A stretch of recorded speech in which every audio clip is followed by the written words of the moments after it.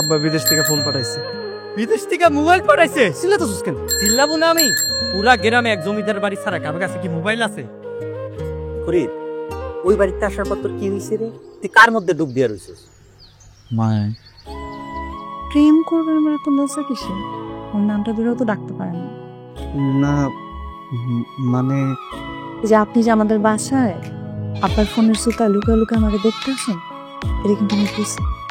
আপনার নাম ধরে ডাকি নাই বইলা আপনি কি রাগ করছেন? অনেক রাগ করছি। আমি আপনার একটা প্রশ্ন করবো, একদম এক কথায় উত্তর দিবেন। আপনি কি আমার ভালোবাসেন? হ্যাঁ ভালোবাসি।